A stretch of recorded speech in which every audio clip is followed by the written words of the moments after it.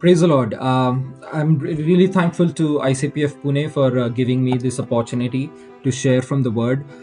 It's a small word for thought which I would like to share with all of you. It's from a very common portion. I believe most of us have memorized this verse from when we were in Sunday school, which is 1 Peter chapter 2 verse 9. It says, "But you are a chosen people, a royal priesthood, a holy nation, a people belonging to God, that you may declare the praises of Him who called you out of darkness into his wonderful light."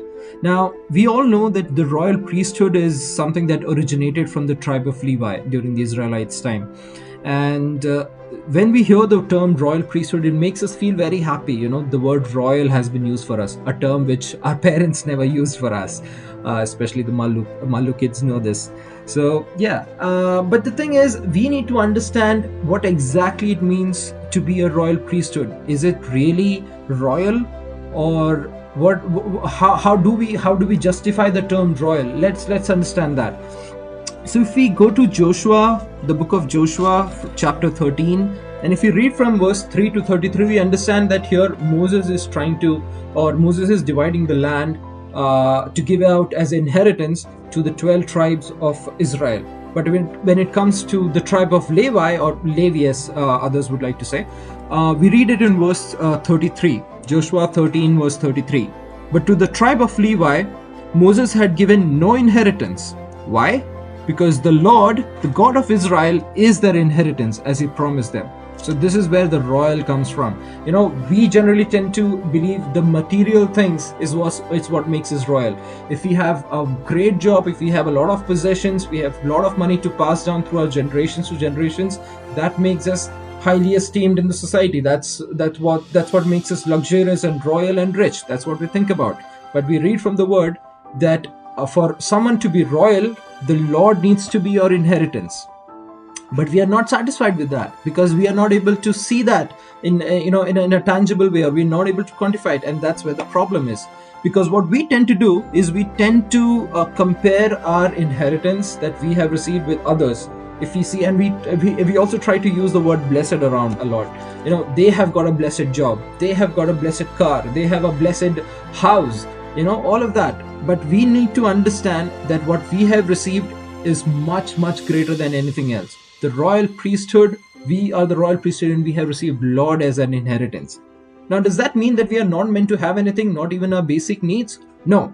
Because if you read in Joshua chapter 14 verse 4, the second part of it, it reads, "The Levites received no share of the land, but only towns to live in, with pasture lands for their flocks and herds." So our needs will be met.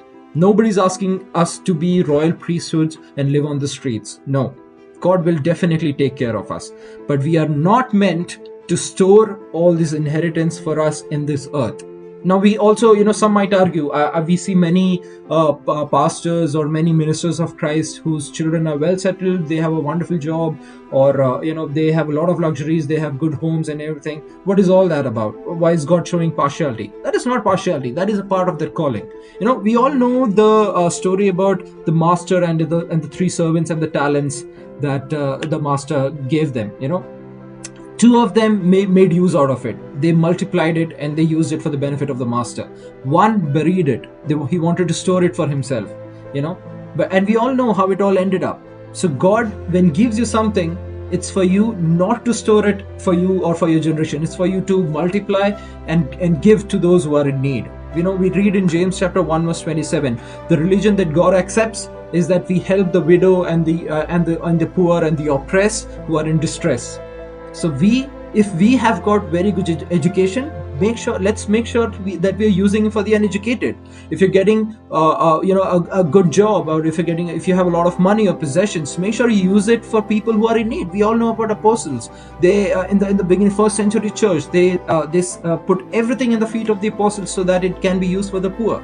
That's what it is. It's not wrong to be rich, but it's very wrong to store up treasures here on earth. We are not meant to store anything here as an inheritance for us. Why? Because Matthew chapter 6 verse 19 to 21, it reads, "Do not store your treasures, or do not look for treasures here on earth, because it's going to perish. But store treasures in heaven, which is going to last everlasting." And what greater treasure there is than God Himself. So that's what I want to conclude here with. Do not be focused on earthly inheritance, because we as royal priesthood are supposed to inherit God Himself, the creator of everything, the Alpha and the Omega. He was the same yesterday, today, and forever. He is the ultimate thing that we can ever find in this entire universe. He is meant to be our inheritance. We should feel so privileged that He Himself is offering Himself as our inheritance. So let's embrace our royal priesthoodness, and let's inherit the Lord Himself. Because when Christ will come to greet us in the mid clouds, we can justify the title that He has given us of a royal priesthood. May God bless us with these words. Thank you.